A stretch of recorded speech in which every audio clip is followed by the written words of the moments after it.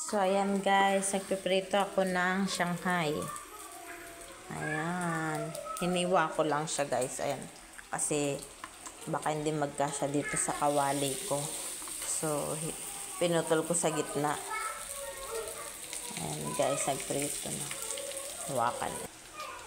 So, ayan guys. Ayan na. Ito pa. Hiniwa ko lang sa gitna guys kasi hindi siya magkasya dun sa kawali ko.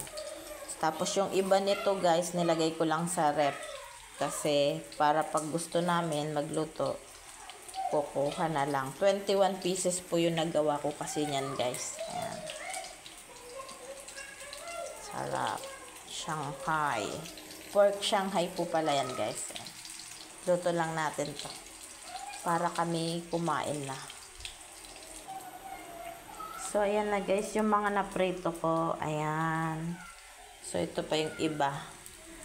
Bali, yung may ganito guys na Shanghai na bibili na gawa na ipiprito mo na lang.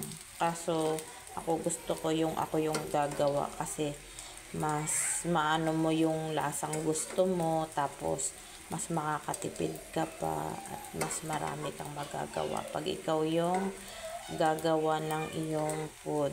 Diba guys? Ang sarap. Yummy. So, ayan guys, tinikman ko yung gawa ko. Ayan.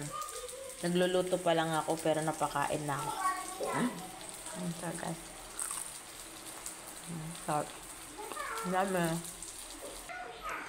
So, ayan na guys. Luto na. Pwede na tayong kumain. Ang sarap. And then, and guys, kakain na kami.